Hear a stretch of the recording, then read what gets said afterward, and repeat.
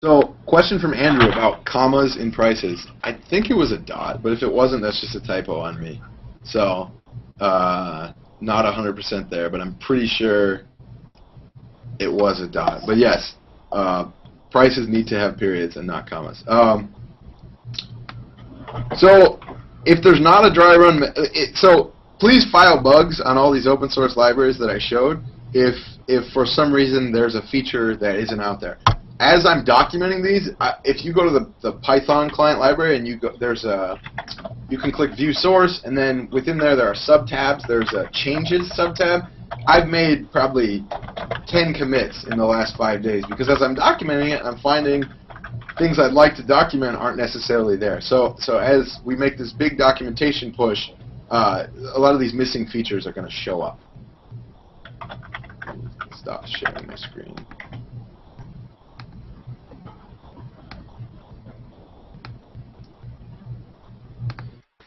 Okay. Yes. Okay. So Luke says dry run is not where he expected. It's under product. It's not under product entry. So the reason dry run and warnings in .NET are under the product query class is because that's really where the query is being built, right? And the product entry class is for the body of the request, whereas the URI is something distinct from the body, right? So the query class takes a product entry, but the query itself needs to build the entry in some way. So I guess I'm not a C# guy, but the guys who designed it, that was their closest equivalent of using a keyword parameter in Python or PHP. Dynamic languages like Python and PHP just really are not the same animal, and so you do have to make compromises, and then the APIs won't always look the same, but for the most part.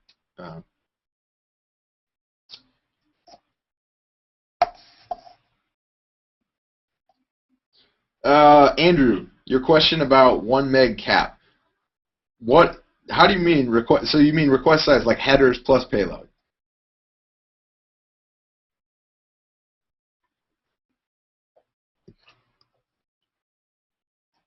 I take it you don't have a microphone, Andrew. So for those watching the YouTube video, if you can't see already, Andrew is asking if the 1 meg cap on requests applies to the request size or just the XML payload. And I believe he's asking if it's body, headers, and any other information with the request, or if it just applies to the body. So off the top of my head, I believe it's just body, but I've never really looked into it. So I can ask, and I will. I'll post to the forum an answer. I'm going to type real quick. Hopefully it's not too loud.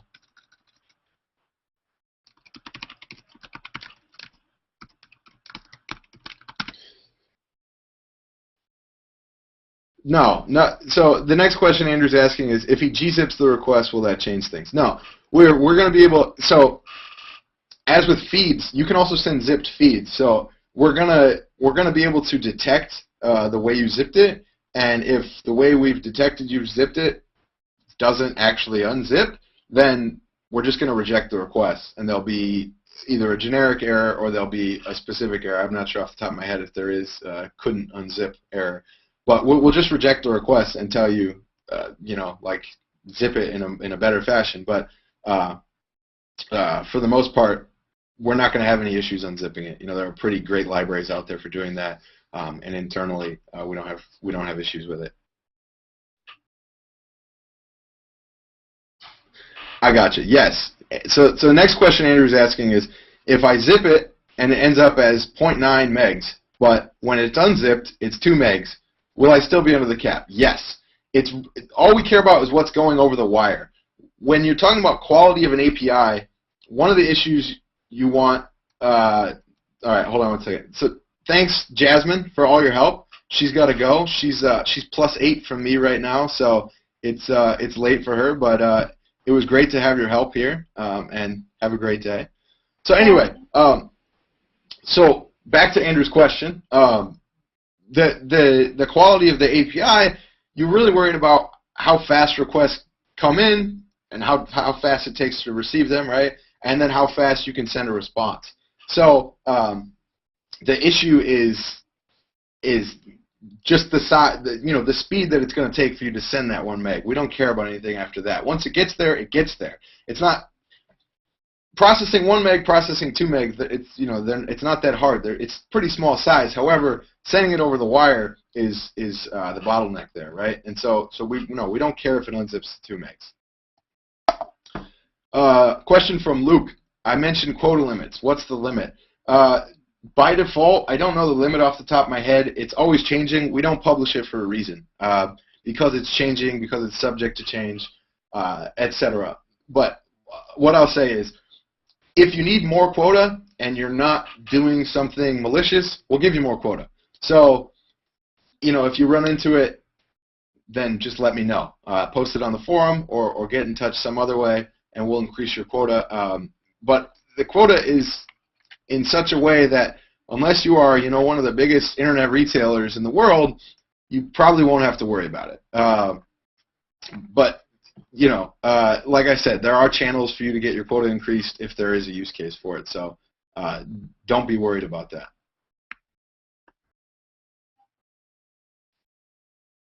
So, any other questions? Daniel, can you hear me okay? I can. Okay, I just unmuted myself. On the quota limit thing, the reason I ask is that if I'm batching requests, but I'm doing this in an automated way, I might be firing out more than, I might be firing out, 100 a minute to you. Gotcha. So that's a good point, and I'm sorry I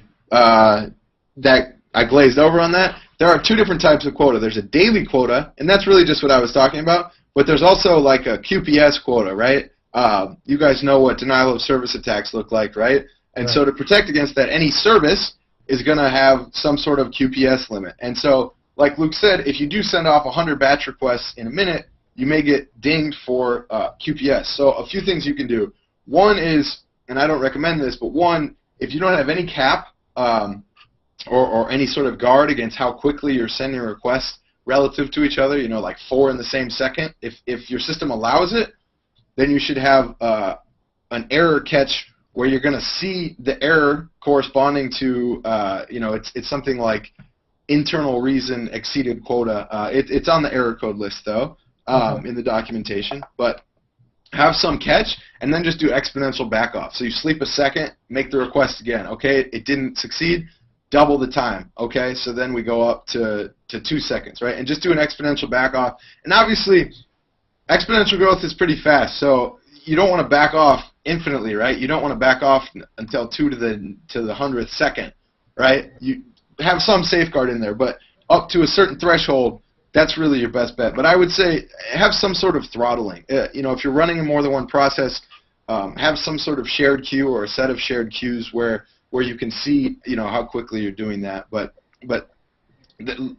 thanks for the point, Luke. There are QPS limits, and you will hit them if you have a lot of updates all at once, or if you're doing one of these, bi-monthly or semi-monthly cleans, and you're sending a lot of requests at a small part. Okay. Yes. I have a couple like more Andrew questions. says, exponential backoff is your friend. Sorry to interrupt. Yeah, I can do that. I have a few more questions. Should I ask them all in a row, or? If other people don't have questions, I don't have an issue. If people have an issue, let's take turns. But right.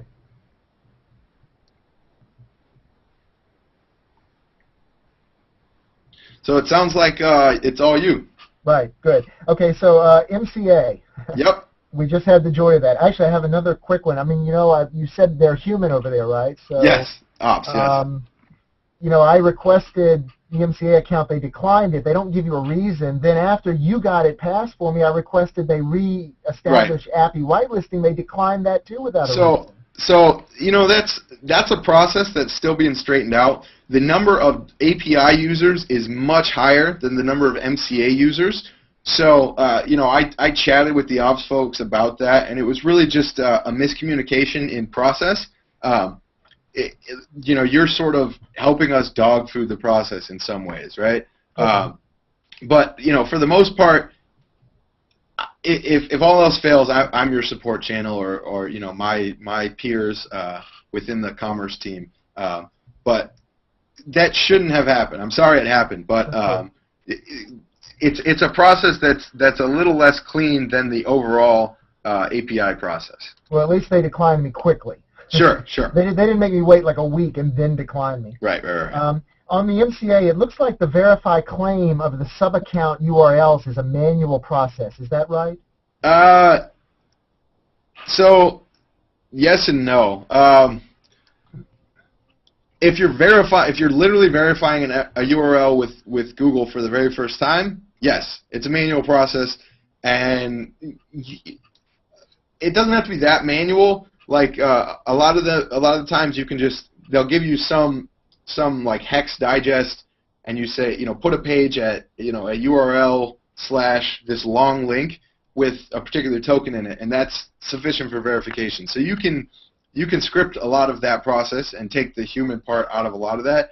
But for the most part, if you're using an MCA as a marketplace, then you're going to want your clients with the sub accounts to do that anyway. Okay, so you're saying if they claim the URL in their Merchant Center account and I then consume it through the API, then that's a special use case. We can talk offline about that for non-standard fixes.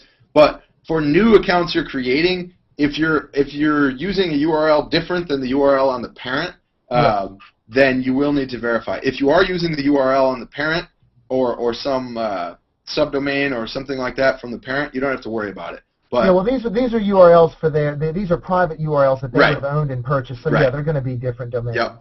Yeah. So that will need to be a manual process, but there are pretty sufficient docs on the Merchant Center for that. So if that's something you wanted to provide for your clients, just say, hey, go to this link. If you have any issues, let me know, or escalate to this forum. There's a lot of support channels in place for that. Okay. And also, it doesn't look like we can set the business information and the customer service information on the sub account through the managed. Is that? Yeah. All attributes are those documented. Right. On the documentation. Hold off on your questions for a second, Luke. Okay. John Strach.js, I believe. I don't know if I pronounced that right. Has a few questions, so we're gonna let him ask his questions for a sec. Hello, Daniel. John? Hello, Daniel. Did I say it right? Strack or Strash or Strach? It's Strachan. No, but your email. How do you say Strach.js? Oh, how do I say Strach.js? That's how you say it. All right, you That's just said it. Cool. So, all right. Anyhow. Yeah. So I've just got a couple of questions about MCAs. Sure. We've been using them for some time, and we have a Java program which works fine. First question is, there's quite a lot of attributes that are not on the merchant when you go onto the merchant manually, there are lots of fields to fill in. But via the MCA, those fields are not there. Right. Okay. And I wonder whether at some point the MCA API is going to be changed to take in those extra attributes. So a few things. I wish I would have mentioned this in the slides. We do have. I'll post a link to it here. Sorry for my loud typing. We do have an issues. It's an empty Google code hosting project just with issues for you to vote up issues. Oh man, I can't find it. Hold on a second, sorry. So you can go there and vote for features like that, or just post them on the forum. Say we want them. But that's a feature that we've discussed. Not necessarily everything that you can set on the Merchant Center, but things like tax, account level tax, or account level shipping, right? Things like that we've discussed and probably will be added, but I haven't seen a design doc or anything like that, so we're not at that point yet. But it's certainly things we're open to. Excellent. Okay. What I'll do is I'll look on there and I'll put some suggestions in. Okay. Great. Okay. Yeah. So everyone, if you want to look in chat, if you go to code.google.com/p/shopping-api-issues, you can actually vote up issues or create new issues, and I will relay them to the teams who are actually building the stuff and adding features and doing things like that. I think he's trying to actually connect accounts up because we've got several hundred shops which we kind of manage under our account, and it's trying to connect up. It's trying to connect up our account with maybe.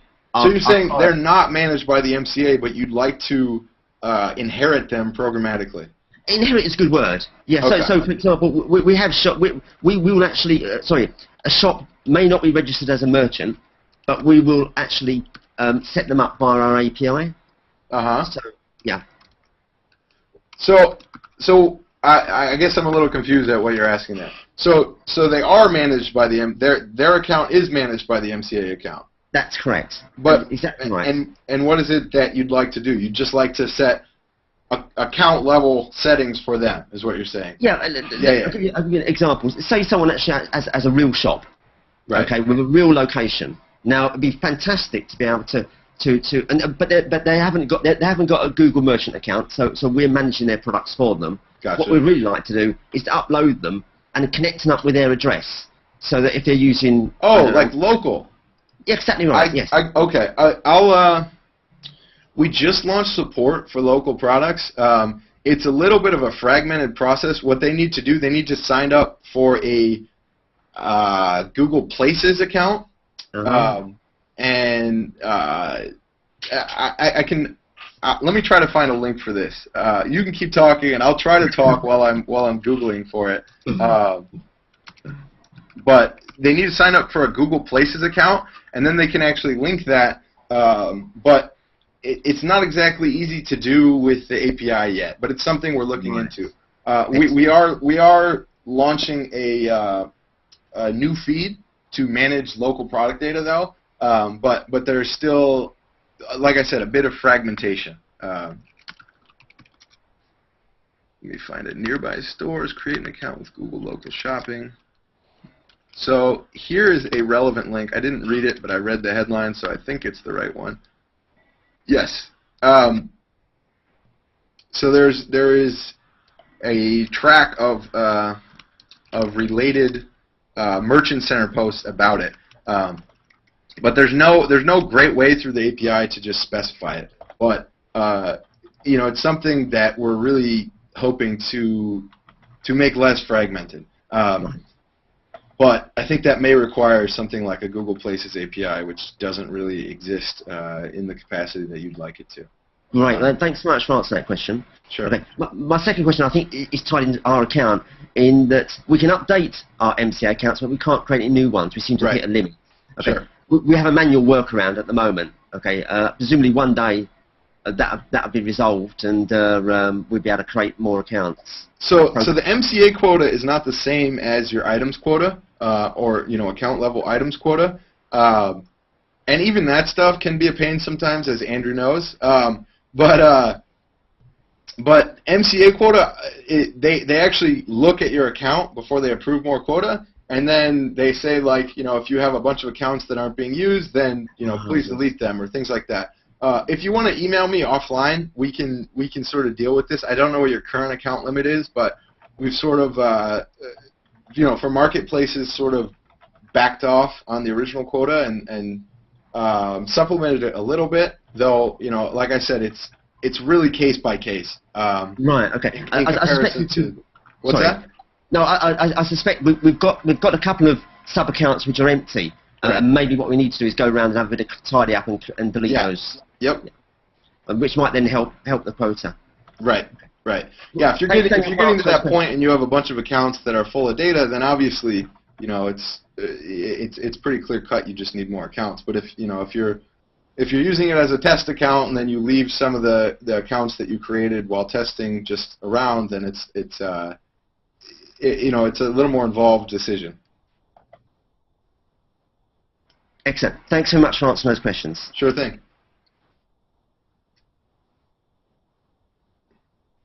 So, Luke, do you have some more questions? Oh, looks like Andrew has a question. Oh, go ahead. So Andrew's question is, you said we should keep track of the unique URL for managing each product. In my software, I've been generating these URLs using the product ID and other relevant data when I need them, rather than storing them. Are there any plans to change these URLs in the near future? No. That would be a huge breaking change. When I said keep track, that was more like a generalization, and you've captured that generalization perfectly, right? You already have the data needed to construct the URL. It's 4 things. It's the channel, online or local, the language, the product ID, and the country, right? So that's already embedded within the product. So if you're keeping your product data local, you're good to go. No, we don't intend on making such a huge breaking change. Thanks for the question. Yeah. Smiley face out of Andrew. All right, Luke, do you have a question? Yeah, I think I have one more. I noticed something, I didn't read up on it, but the data quality service. Brand new. What can you say about that? It's brand new. We will be posting about it soon, but nothing to say about it right now. Oh, okay. Yeah, brand new. Been up for like, I don't know, 4 days. Oh, okay. I was going to say, are your own people using that to judge our data quality so that if we use it, then we No, it's intended for merchants and developers, not for internal use. Okay, so yours might be stricter. Yeah, the data quality folks are in a completely different part of Google, so I don't actually interact with them a whole lot other than like when I have upset developers. All right. I was just wondering if I used it, if I could avoid running into any problems. You probably could, but like I said, we're going to launch it formally soon, and I'm going to hold off on talking about it until then. Okay. I think that's it for my questions. I think cool. I'm good. So this was great. I think everyone has their current questions resolved, but as we all know, we probably have bugs in our code that we don't know about. So we'll find out, some more questions as we go. So. Thanks, everyone. This was great, and I look forward to doing another one probably in 2 weeks. But you're all in a G+ circle that I have, so I'll just post to that circle. I'll post to the forum. May send an email. I'll probably stop sending emails because it's a pain to BCC a list of 40+ people. But anyhow, thanks, everyone. Have a great day, and it was a pleasure talking to you.